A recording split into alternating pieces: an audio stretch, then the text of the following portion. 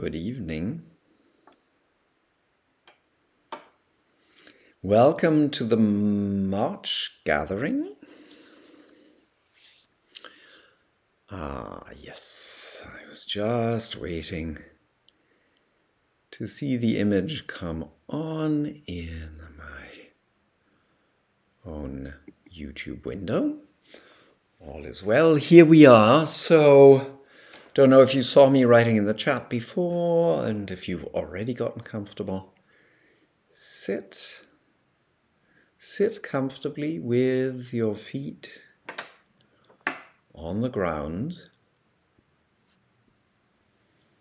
and more importantly yet, for this exercise right now, excuse me, I'm going to sneeze, I'm afraid. Announcing it made it go away. Anyway, possibly more importantly yet, for this particular feeling exercise, feel your sit bones on the chair or wherever it is that you're sitting. Just make sure you feel the bony part, the sit bones, resting on the chair.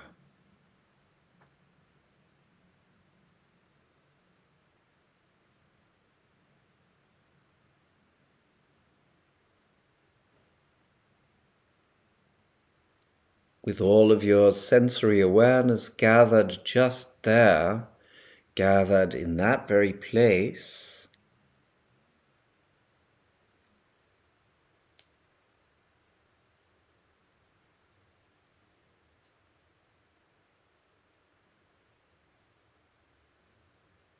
not a general area, but the specific place where you feel the sit bones contacting the chair or the cushion.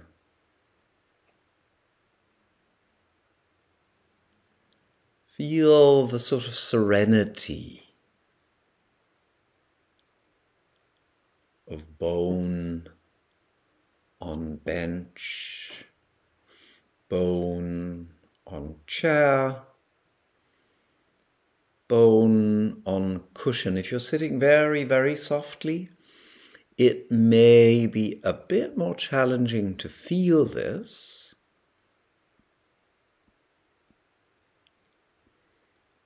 Make it as clearly feelable as you can.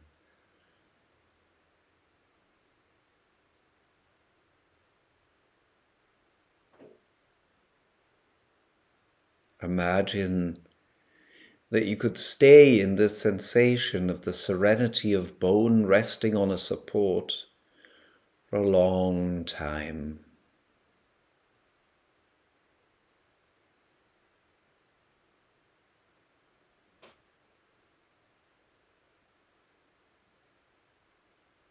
Sometimes life feels a bit like that is feeling right now.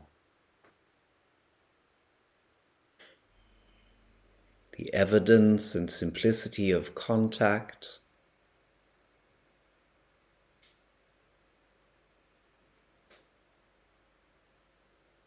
the evidence and simplicity of resting,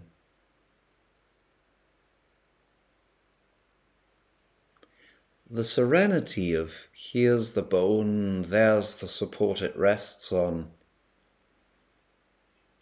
All that, when described in that way, quite reminiscent of first depth, you might think.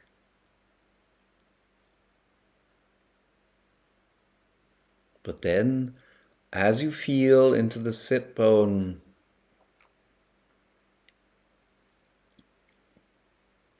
resting on the support, allowing your pelvis to find that centered place where it's neither dropped back, causing you to collapse in the front, nor pushed forward, causing you to arch the lower back, which will quickly become strenuous or even painful. But just that pelvis resting in the middle, from the serenity of resting on the support, you feel an ease and a strength and an evidence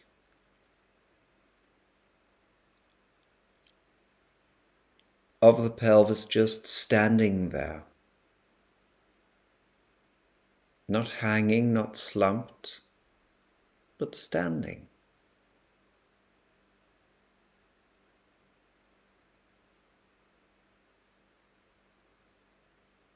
Feel the flesh around the pelvis, connected to the pelvic bone. Rest.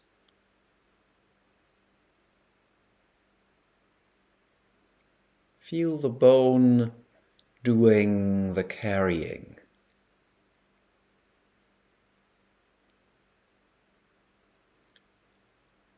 Yet the bone in itself is just resting as well.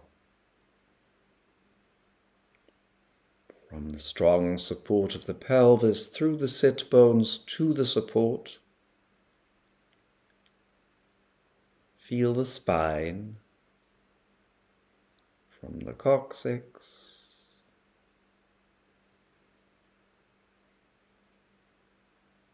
the sacrum, lumbar vertebra after lumbar vertebra, all 5 lumbar vertebrae. You don't have to count them in your mind. Just feel the strength of the spinal column of your backbone. It isn't one bone at all. It's a number of bones stacked one upon the other, of course. Feel that rising up effortlessly.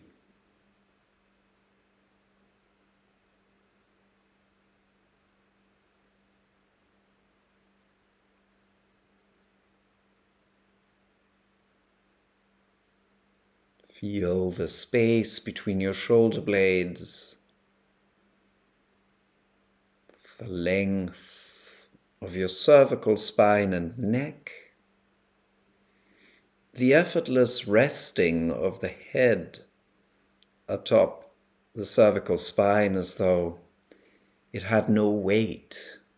Of course it does have weight, but when it's neither hanging forward nor tilted to a side or backwards, it feels as though it weightlessly rests on the spine.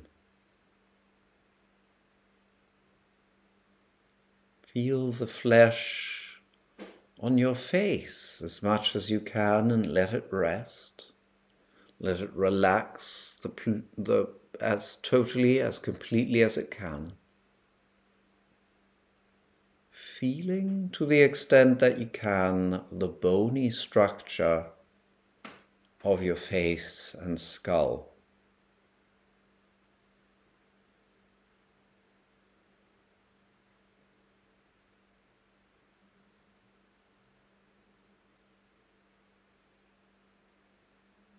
What does it feel like when the bone is bone?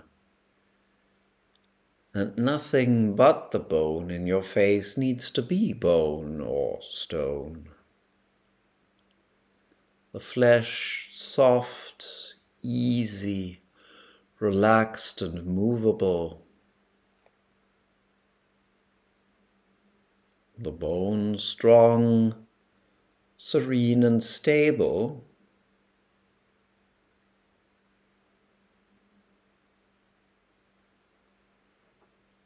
Offering its stable and serene support to all that is soft and movable in your body and to all that is soft and movable in you.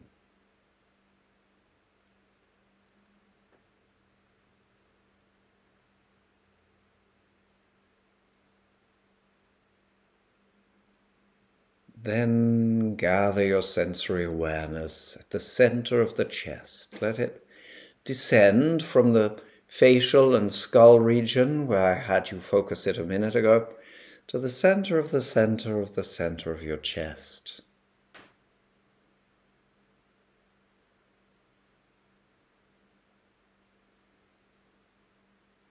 No bone there.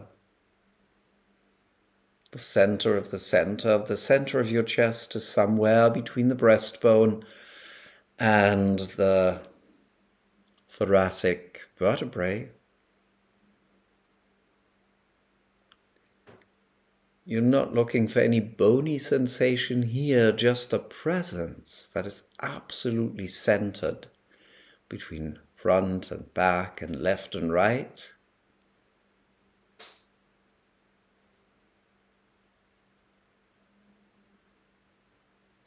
Just sitting there serenely,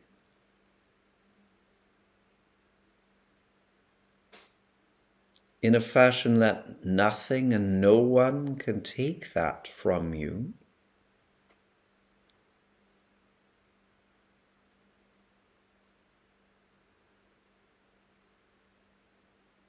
While you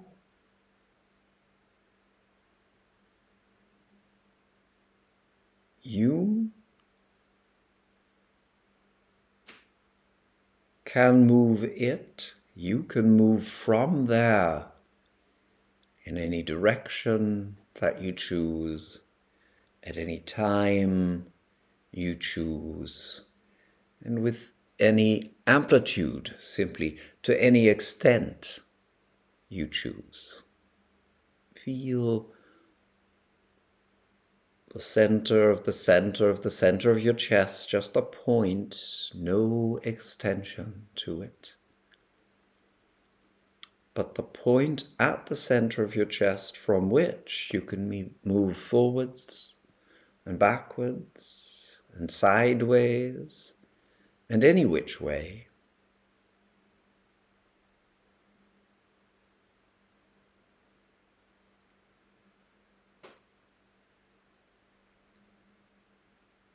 And you can feel from that very central point a straight line or axis up and down. You can also feel the strong support from your sit bones in relation to this unexpanded center of the center of the center of the chest.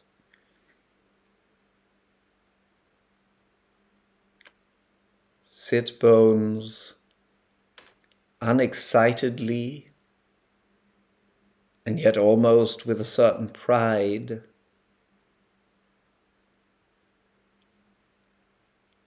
offering you the support down there that is the basis for your movability.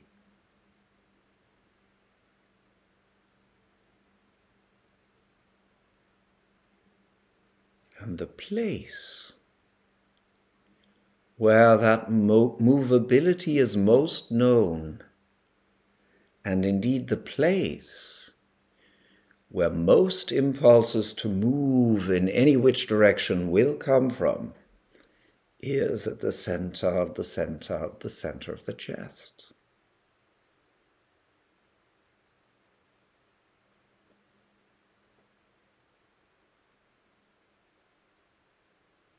Enjoy the sense of being so stably anchored down there,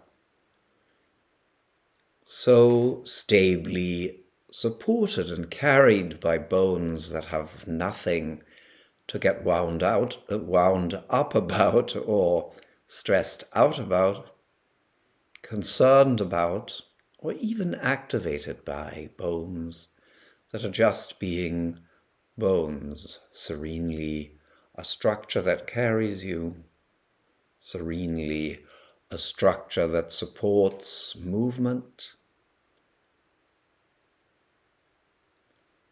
reminding your muscles and nerves and mind and senses that it is nobody's job but theirs the bones, that is, to carry you.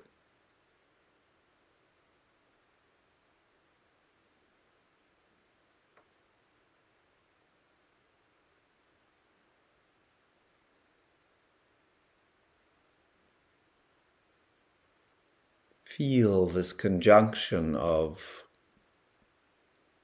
serene weightedness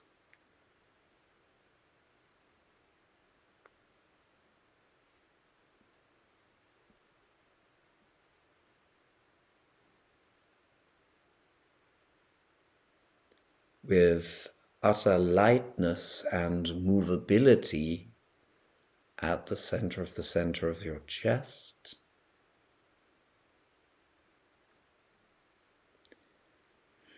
You can enjoy this at any time during the day, even for a few seconds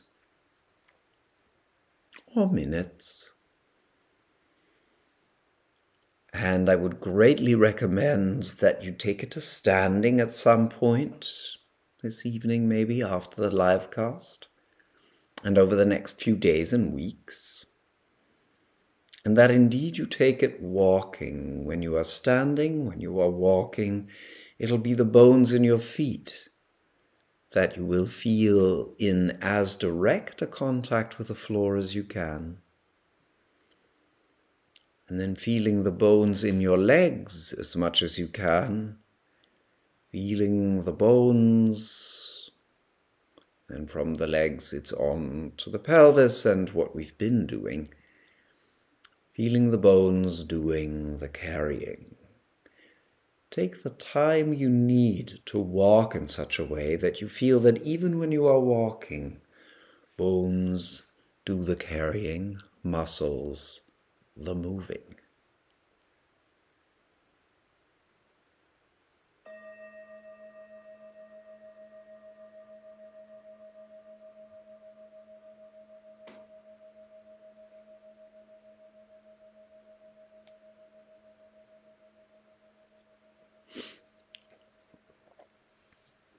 So I wrote in the announcement for this evening's gathering, and in the announcement also for this month's chapter in The Life We Miss Going Online, that we are looking at a fire element this month, and we'll be looking at big fire element next month.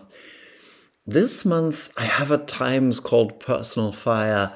I have spoken about the role it has in allowing you, me, any of us, to stand up to stand there as who we are, to stand up for who we are and what we are and how we are, being exactly as we are at any given time.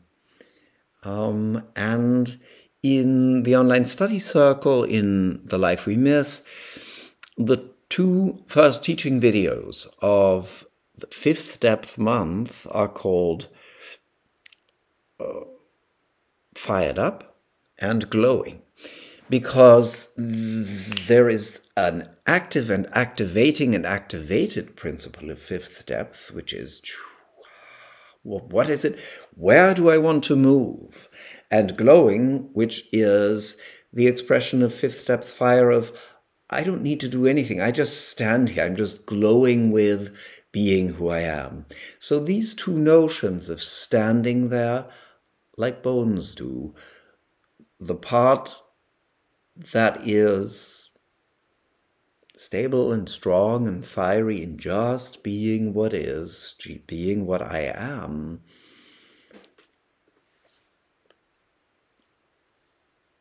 is an expression of the very same fire that says, well, and as soon as a desire comes up and I want to move, I can in any which direction, and not make it a big thing, not make it a big deal, not make it a big effort. In fact, no effort at all. So the effort to be and immobily be in lightness, not immobility of this kind, but the kind you just experienced, and then have movability within that serenity of just being here and just being me. go back to that exercise as often as you feel to. It's a quality that one can't experience too much. The experience, repeated and repeated and repeated again, that you can effortlessly be yourself and radiantly be yourself, is a very, very precious experience that we can't have too much of in this world, because it's precisely when we allow ourselves to clearly and transparently stand there as who we are that others can read us and get a sense of who we are and feel safe with us. So, do go back to the exercise often. So, I have feedback and questions from Taj this evening. Just a reminder to anyone out there in the general audience, you're always free to submit your questions, even if you're not a member of the study circle, which has one more month to go, and then the study circle as a monthly format ends. We will be having the fingers and the safety energy locks in July 1 through 5. So put that in your agenda and do sign up for the newsletter if you haven't already. At the end of the live cast, this will come up again, and you can sign up for the newsletter through the links provided there. Then you will get information about the fingers and the safety energy locks. But now let me get to the questions around this month's chapter. My experience for the month, Taj writes, was remembering, when I did, to let my muscles off the hook and let my bones do their job. Amazing how much extra tension my muscles habitually hold. So what Taj describes here from her experience, is something that those of you who are new to the exercise will probably have felt and hopefully feel more and more clearly and become aware of as you repeat the exercise. So much extra holding that you didn't even know you were doing. Looking forward to cultivating a new habit, Taj continues, and perhaps freeing my energy of unnecessary holding to be enjoyed elsewhere in my life experience.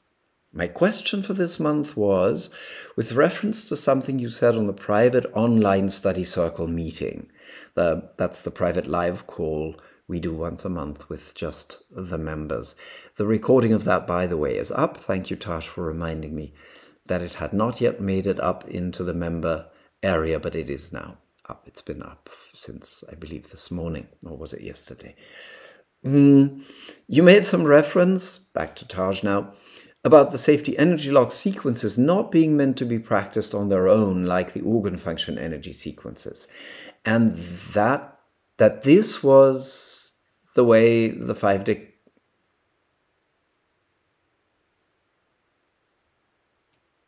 Okay, there's a typo in the sentence, sorry. And this is the way they... I'm going to read what it says here. And that this way, oh no, it was me misreading. And that this way, I'm sorry. No, there's definitely a typo. It's not a reading error. It's either, and this is the way they're taught in the 5-day class, or this is the way the 5-day classes are taught. The sentence is supposed to mean one or the other. I wanted more elaboration because there was something like that. I missed it in my, if there was something like this. Oh, sorry, I'm scrambling this question. Okay, so let me just get back to, because Taj then says, never mind if you can't remember, sorry, I can't be more specific, and if this sparks nothing in you, you can just ignore all the verbiage. But anyway, so I do remember what I said there, and I'll just phrase it in my words right away. I don't remember saying that what I insisted on in the call was also being taught in 5-day classes. I don't think that that's what I said there, but we can now all look that up in the recording. What I did say is that Jiro Murai did not intend the flows to be practiced on oneself, that Mary did not intend the flows to be practiced on oneself. The flows are not easy, the number flows are not easy to perform on oneself, and that is not necessary because Mary wrote a self-help book about how to efficiently harmonize your own safety energy locks. That's basically what I meant, and that's basically what I said, but maybe at greater length. So, because there's some notion that the safety energy lock flows are careful numerological compositions, many people strain incredibly to try and get a flow done on themselves. It's remarkable that organ function flows are almost all quite easy to perform on oneself. But you know, organ function energy flows are a circuit in the body, and safety energy locks are places in the body. That's a huge difference. My stomach, I'm taking stomach as an example because it starts in the face. My stomach function energy is a bodily or body-building energy flow that begins here, runs through my face, goes, divides and branches out through the body, and then gathers again, and then branches out again and ends in 3 toes. It is a circuit of energy, right? So that's very, very different, and it makes sense to place one's hands along that circuit to help the flow path. A safety energy lock is a place on the body, a place where a certain meaning resides, and it's not a flow pattern. They are all born or created and situated on the supervisory flows that go down the front and up the back and down the front and up the back. And that's the relationship between safety energy locks, and when I touch one, I automatically touch the others because the circulatory pattern that they're all located on is the supervisor. It's the understanding of supervisor connection that Mary builds into her self-help recommendations in Book 2.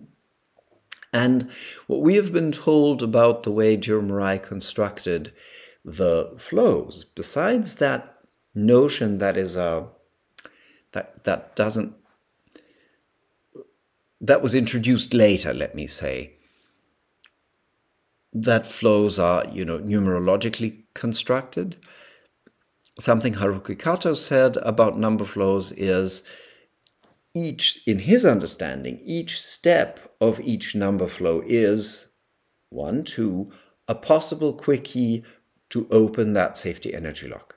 So let me take a very short and simple flow, the 1 flow.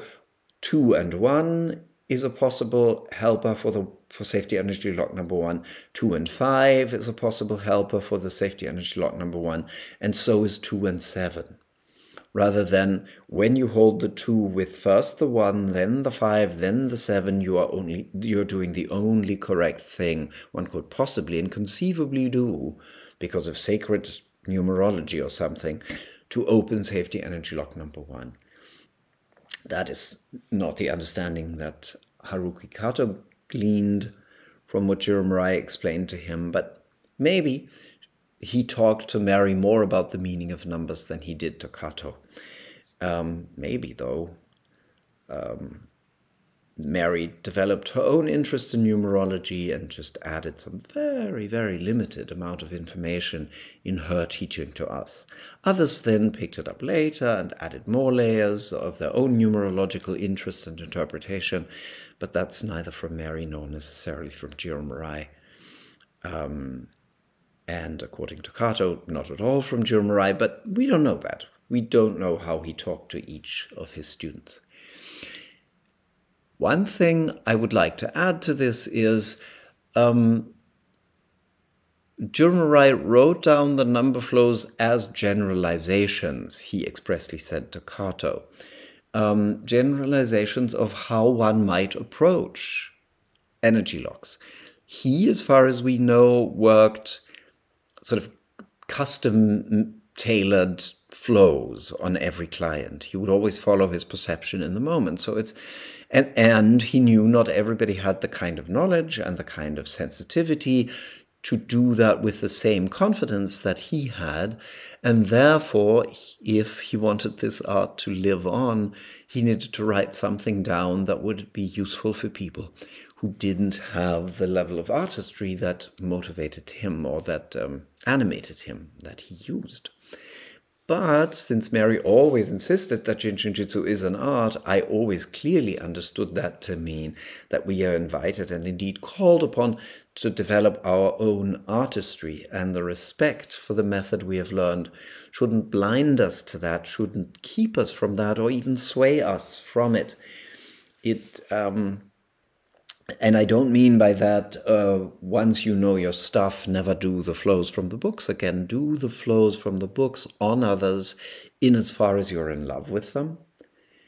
And as a way of translating into action the fact that while Mary says all we need, all the tools we need for perfect harmony and harmonizing lie within each one of us, that's one message of Jinshin-jitsu. And the other message of Jinshin-jitsu is that we as human beings who are social animals have a tool here to help ourselves, yes, and others, because we are conditioned through evolution. We are meant to cooperate and exchange. And everybody knows that it is simply rich when someone else offers me their hands, like when someone else lends me their ears, their eyes, their perception, when someone else dedicates some of their time to me and their attention. It is extremely precious. And so it is not surprising to me that what we would do on ourselves is different from what we do on others. And particularly that we would apply flows on others they cannot easily reach on themselves. So I hope, this again became a very long answer, it's made it very clear, you do not need to twist yourself into a pretzel ever to try and harmonize a safety energy lock by doing its flow that was designed to be applied on others. 5-day classes taught by Mary were classes where you learned how to work on others. Mary didn't teach self-help classes as such. That came into existence later, and it's of great value, and I can only recommend it. But Mary did not really teach self-help classes per se. She used to give self-help tips, but she wrote the self-help books so that people could study and be autonomous and work with that. And finally, you mentioned, back to what Taj writes, that the core aliveness of 5th depth is about being fired up, about becoming what I've never been. That feels like a natural expansion of the essence of 2nd depth, the world into me and me into the world, and also reminiscent of your class way back when about the right side. Just indulgently wanting to hear one of your silky mergings of these three. Okay, my silky mergings. Let me be as silky as I can here and merge. Getting fired up about becoming. I think I would stop the sentence there. Becoming, including that which I've never been before. So what Taj is referring to, what I said in a course way back when I talked about the energy of the left side, you know, how did I become this?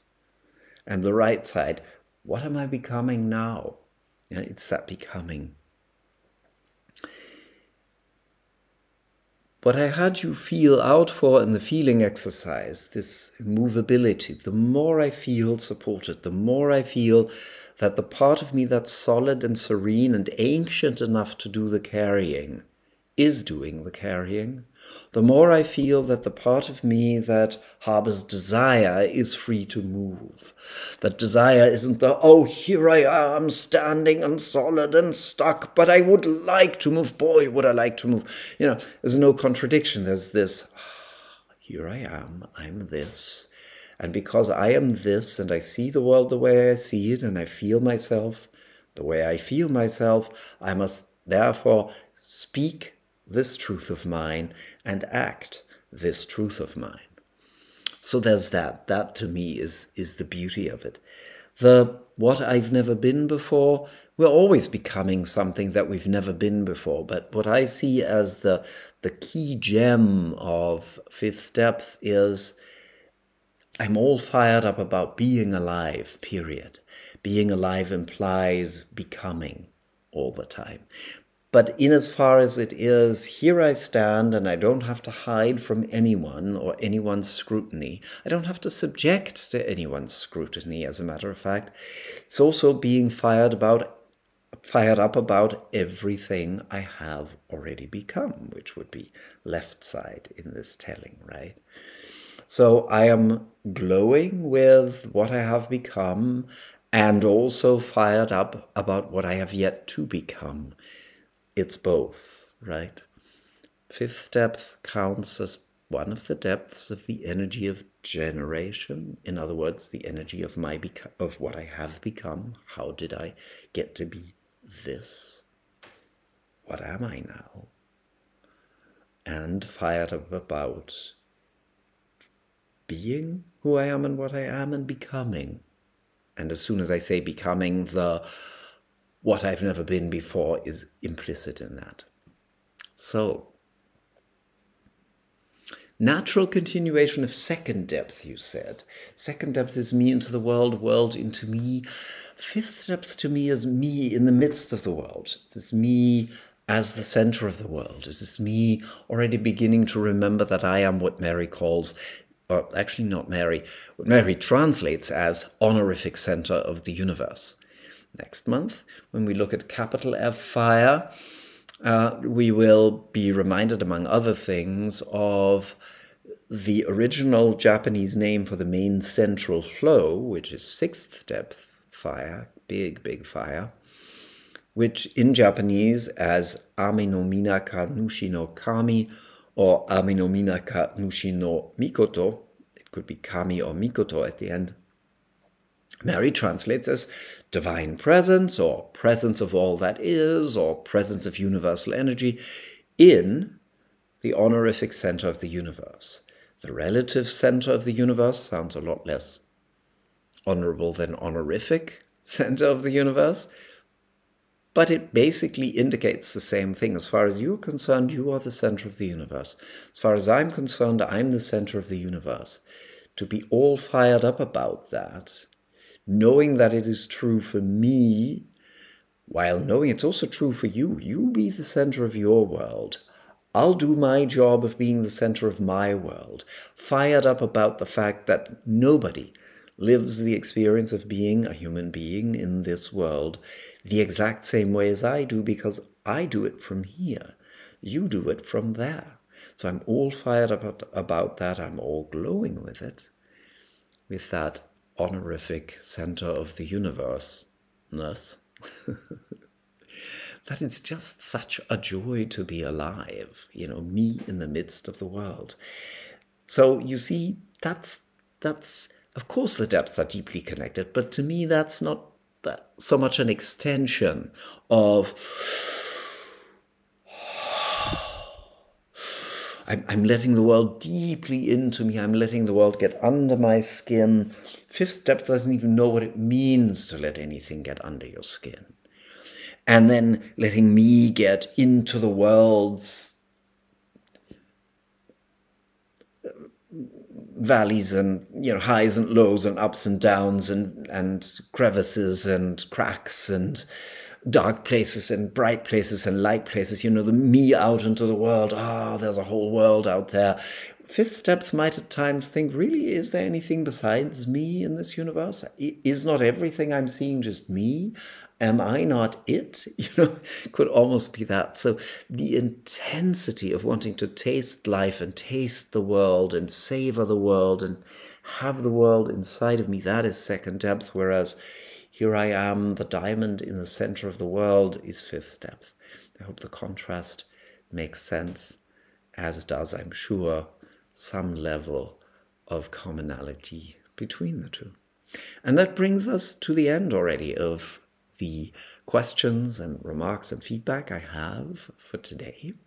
So here then is the info for you to sign up for the newsletter, to find out about my online offerings in German, in English, in French. And until we meet again in April, have a lovely evening. Thank you for being here today, and see you soon.